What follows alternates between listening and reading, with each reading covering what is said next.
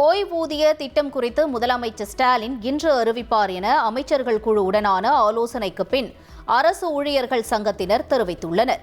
பழைய ஓய்வூதிய திட்டமே தங்களது பிரதான கோரிக்கை என்றும் உறுதிபட கூறியுள்ளனர். தமிழகம் முழுவதும் 75,000 வாக்குச்சாவடி மையங்களில் இன்றும் நாளையும் வாக்காளர் சிறப்பு முகாம் நடைபெறுகிறது.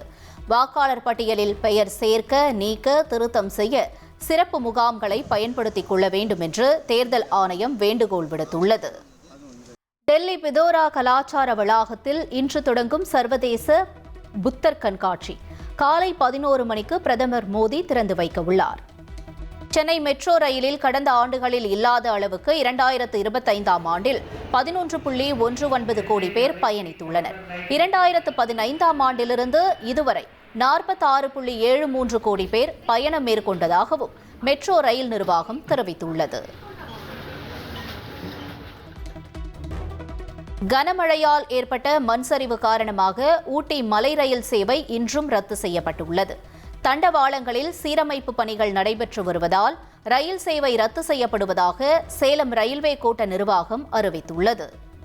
திருப்பரங்குன்றத்தில் தர்கா தரப்பில் சந்தனக்கூடு விழாவை மட்டும் நடத்த உயர்நீதிமன்ற மதுரை அமர்வு உத்தரவு. விழாவில் 50 நபர்கள் மட்டுமே பங்கேற்க வேண்டும். கந்தூரி போன்ற விழாக்கள் நடத்தக்கூடாது என்றும் நீதிபதி ஸ்ரீமதி உத்தரவிட்டுள்ளார். தென்காசி மாவட்டம் கடையநல்லூர் அருகே பைக் மீது கார் மோதிய விபத்தில் காவலரும் அவரது 5 வயது மகனும் உயிரிழந்தது சோகத்தை ஏற்படுத்தியுள்ளது. மனைவியும் மற்றொரு குழந்தையும் படுகாயங்களுடன் சிகிச்சை பெற்று வருகின்றனர்.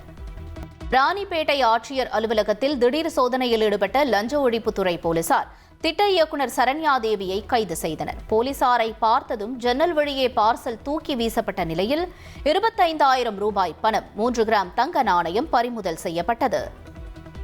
குடியரசு தினத்தை முன்னிட்டு டெல்லி கடமை பாதையில் அணிவகுப்பு ஒத்திகை நடைபெற்றது. கடும் குளிரையும் பொருட்படுத்தாமல் வீரர் வீராங்கனைகள் மிடுக்குடன் நடந்து சென்றனர். மத்திய பிரதேச மாநிலம் இந்தூரில் மாசடைந்த குடிநீரை குடித்து பலியானோரின் எண்ணிக்கை 10ஆக உயர்ந்துள்ளது. மருத்துவமனையில் 149 பேருக்கும் மேற்பட்டோருக்கு சிகிச்சை அளிக்கப்பட்டு வருகிறது. மத்திய பிரதேச மாநிலம் இந்தூரில் அசுத்த நீர் குடித்த 10 பேர் உயிரிழந்த விவகாரத்தில் மாநகராட்சி கூடுதல் ஆணையர் பணியிட மாற்றம் செய்யப்பட்டுள்ளதாக அம்மாநில முதல்வர் மோகன் யாதவ் விளக்கம் அளித்துள்ளார். நீர் விநியோக பொறுப்பு மேற்பார்வை பொறியாளரை பணியிலிருந்து விடுவிக்க உத்தரவு பிறப்பிக்கப்பட்டுள்ளதாகவும் அவர் கூறியுள்ளார். தமிழகம் முழுவதும் சிவ ஆலயங்களில் ஆருத்ரா தரிசன விழா விமரிசையாக நடைபெற்று வருகிறது. சிறப்பு அலங்காரத்தில் எழுந்தருளியிருக்கும் சிவபெருமானை பக்தர்கள் தரிசனம் செய்து வருகின்றனர். நெல்லை மாவட்டம் செப்பரை அழகிய கூத்தர் திருக்கோயில் ஆருத்ரா தரிசன விழா விமரிசையாக நடைபெற்று வருகிறது.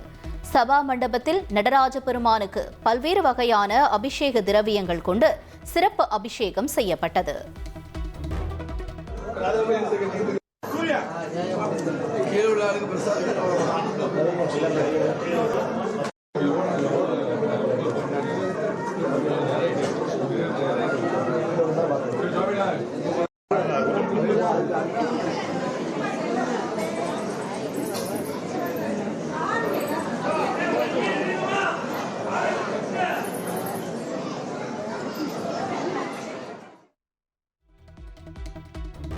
மார்கழி மாத பௌர்ணமி கிரிவலம் முடிந்து சொந்த ஊர்களுக்கு செல்ல திருவண்ணாமலை ரயில் நிலையத்தில் ஏராளமான பக்தர்கள் குவிந்தனர். ரயில்களில் முண்டியடித்துக் கொண்டு பக்தர்கள் ஏறினர். கடலூர் மாவட்டம் சிதம்பரம் நடராஜர் கோயிலில் ஆருத்ரா தரிசன விழாவை முன்னிட்டு தேரோட்டம் விமரிசையாக நடைபெற்றது. தேரோட்டத்தை தொடர்ந்து மாலை பருவத ராஜகுல மீனவ சமுதாயத்தினர் பட்டு வேட்டி, பழங்கள் மற்றும் மாலை உள்ளிட்ட பல்வேறு சீதனங்களை மேளதாளங்கள் முழங்க ஊர்வலமாக எடுத்து சென்று சிவபெருமானுக்கு சமர்ப்பித்தனர்.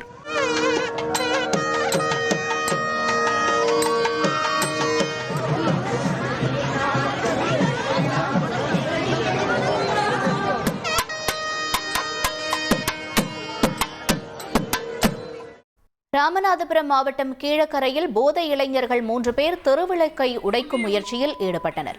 இந்த வீடியோ இணையத்தில் பரவியது.